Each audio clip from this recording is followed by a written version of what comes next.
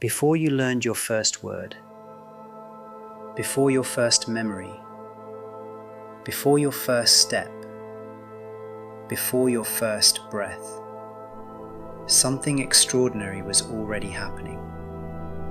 You were being built, not by conscious thought, not by decision, not by effort, but by one of the most remarkable processes in nature: development. Every human being begins as a single fertilized cell, a tiny biological beginning carrying immense potential. One cell becomes two, two become four, four become eight, and the process continues. Not randomly, not chaotically, but through an astonishing orchestration of growth and organization.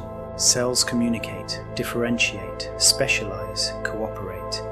Some become skin, some become muscle, some become nerve tissue, some become bone, some become blood. Gradually, a body emerges, a living organism forming itself from within.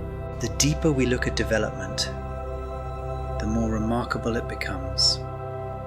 No engineer designs it consciously.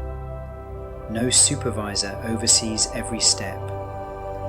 Yet structure emerges, pattern emerges, function emerges, order emerges.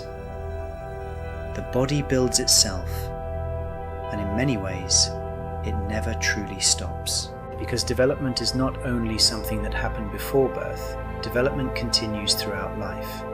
The infant develops, the child develops, the adolescent develops, the adult develops. Even in later years, adaptation continues. The organism remains responsive. The organism remains capable of change. The organism remains unfinished. This idea is important because many people imagine development as a completed event, something that happened in childhood, a chapter that closed long ago. But biology suggests something different. The body continues learning. The nervous system continues learning. The organism continues adapting. Experience continues shaping structure. One of the recurring themes throughout this volume has been adaptation. The body adapts to movement. The body adapts to stress. The body adapts to breathing patterns. The body adapts to environments. The body adapts to relationships. Development is adaptation operating across time, a lifelong conversation between organism and environment. Imagine a tree growing on a windy hillside.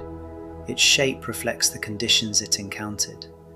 Its structure tells a story. The tree is not merely expressing genetics, it is expressing genetics meeting environment. The human body functions similarly. Genes matter, biology matters, yet experience also matters. The body develops through relationship.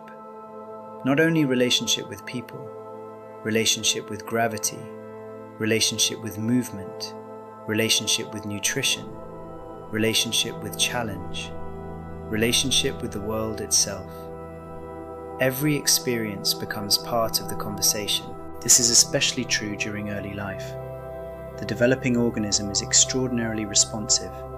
The nervous system is gathering information, learning patterns, building expectations, creating maps of reality. What is predictable? What is unpredictable? What feels safe? What feels unsafe? What receives attention? What receives avoidance? The organism learns, and those lessons often shape future adaptations. Again, this is not destiny, it is influence, an important distinction. Development creates tendencies, not fixed outcomes, patterns, not prisons, possibilities, not certainties. This is one of the most hopeful discoveries of modern biology. The body remains adaptable, the nervous system remains adaptable, life remains adaptable. Even after years of repetition, even after years of habit, even after years of familiarity, change remains possible.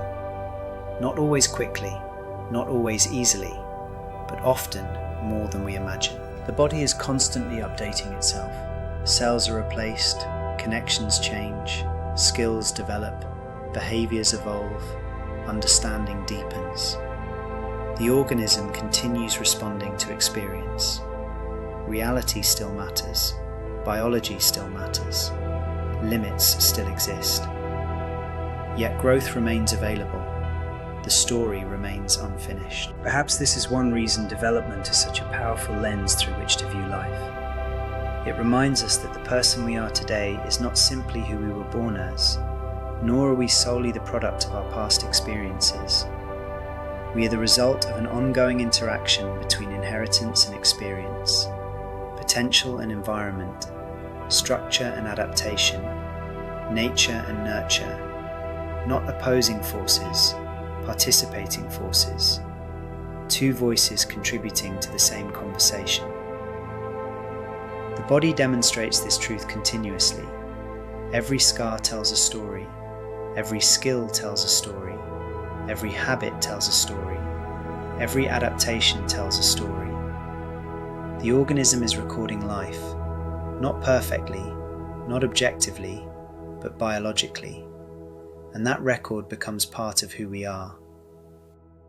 Yet the most important lesson may be this: the record is still being written, the architecture is still evolving, the conversation is still unfolding.